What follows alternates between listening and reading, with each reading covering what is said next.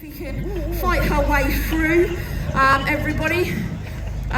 It's amazing. We start walking through a crowd of people with a bird. Everybody wants to stop and try and talk to you, and all you're thinking in your head is, I need to get to that arena.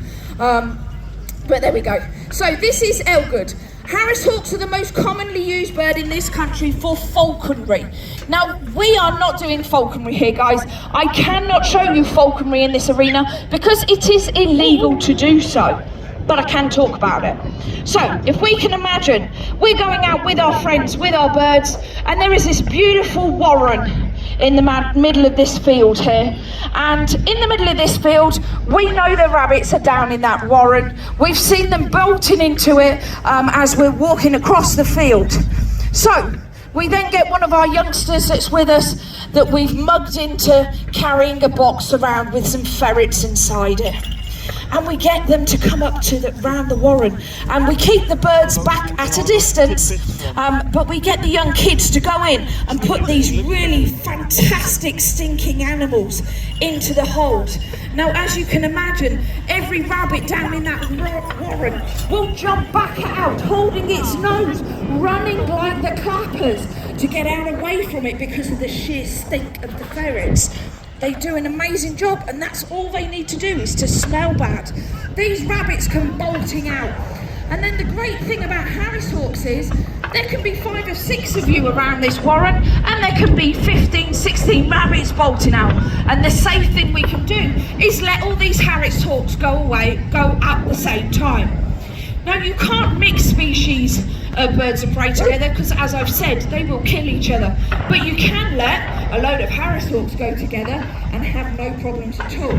The Harris hawks and the serrated caracara are the only 2 species we are aware of that you can actually do this with. Serrated caracaras mainly eat insects, so we don't often hunt with those though, guys. But we want those rabbits to be able to take them home to dinner and then have them for our evening meals. We do tend to share a little bit with the ferret. I always give the head to the ferret. I always then give the heart, the liver, the lungs to the rabbits. I give the heart and liver and lungs of the rabbits to the birds because that's the best part for them, nice and warm meat, and then we would then eat the rest of the rabbits at home. I can see now, guys, he's really fighting the wind up there, which is great for him, getting the experience of being up there in the wind. Obviously not so great for us because we can't see him very well from over here. But it took me 2 years for him to drop out the feathers he needed to and to grow all the new feathers he needed to be able now to see him as he is today. This happened through COVID, guys, so we've since then been working incredibly hard with him, trying to get some fitness on this bird.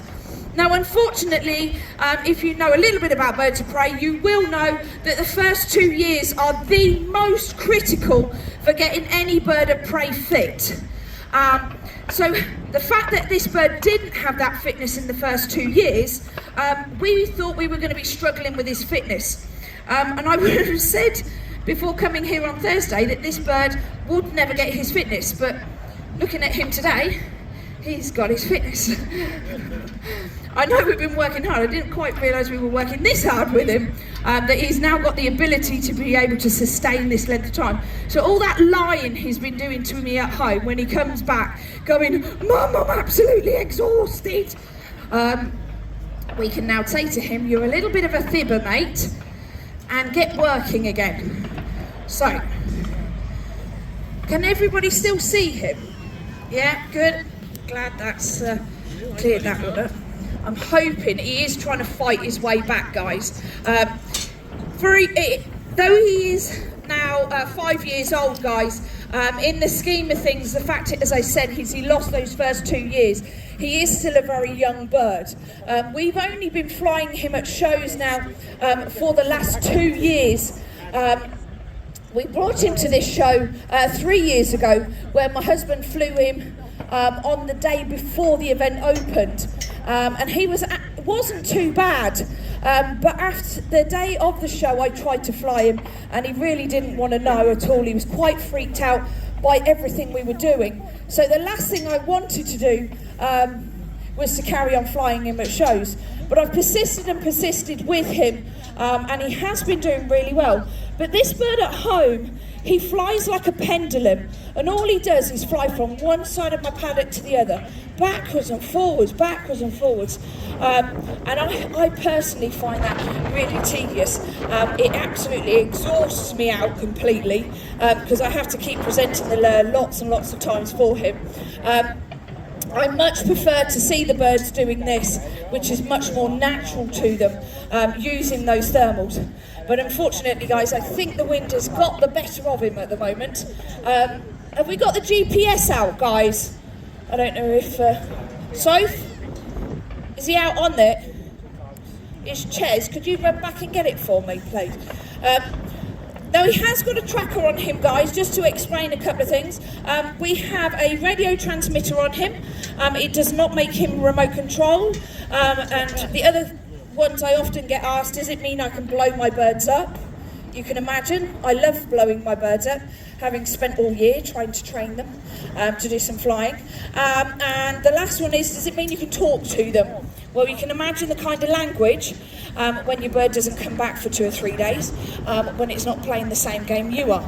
Now, the reason I'm getting the tracking device, guys, not because I'm worried where he is, but he can be a sneak over the last few shows, and there's a good chance he was last seen going that way, but he's come around all the back of these trees, and he could be coming from over there. And he has hit me in the head twice. Oh, lovely. It's nice the rest of us have to pick our dog poo up, and then other people that come into the arena don't. So, at this moment in time, just to give you some statistics on it, guys, he is now 1,900 foot away from us. Okay, so I'm pretty much happy to say that he's safe over there, guys. I'm going to leave him cruising over there, and we are going to get the next bird out for you. So just bear with me. I'm going to hold on to this GPS system, guys, while he is cruising over there and enjoying himself, which will allow Sophie then to fly the next bird, just in case he does come cruising over, as I said, from any other direction. And leave that plane up there. He's up there, can you see him still? He's coming back. Oh, he is. He's coming back rapidly as well. Excellent, well spotted. Oh, I see you. Soph, hide the Harris hawk, please. You little toe rag. Have you been enjoying yourself?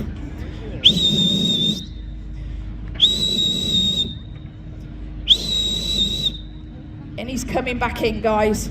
You can see as he folds his wings in there, that's where they pick up their absolute maximum speeds. Come back down here. Come on, ho! Good boy. Oh, you chicken. He's going to come down with the wind instead, guys. No, he's not. He's going to lie to me instead. It would be easier for him to come from this direction. He says, Mum, why would I want to come down? Have you seen the views from up here? Come on, Elijah. How? Now that is his sounding, guys, that gives him the information that I am not going to pull this lure away from him. He isn't going to pick the speed up that I was hoping to get coming back into this arena, I'm afraid, because he has come down with the wind instead. But don't clap, he was rubbish. He should have been doing that above us. You Herbert, you absolute Herbert. Well, he did come back, so I can't really knock him for that, guys. And then normally what he tries to do, when we're in an arena like this, he tries to come back in the main arena, where there's lots of horses at the moment. So I'm glad he came back to this one instead. But yeah, he is a deersaker for those of you that have come just towards the end of that little bit of a display days with him. We are going to bring some more birds out with me for you to have a look at, but just bear with me while I go and pick him up. Now, I don't want to go in and rob his food of him. If I go in and rob his food of him, he's just going to turn around to me and say, what's the point of me flying, Mum, if you're going to steal it every time? But what I want to do is go in and exchange it. So you'll notice, those of you that are close enough, he now starts to drop his wings. He's saying, Mum, this is mine and you're not having any of it at all. So all I do is simply put another piece of food on top of it, and then he steps up, because he thinks the piece that's on my fist is better than the piece that he was eating before. Just don't tell him it was the same piece.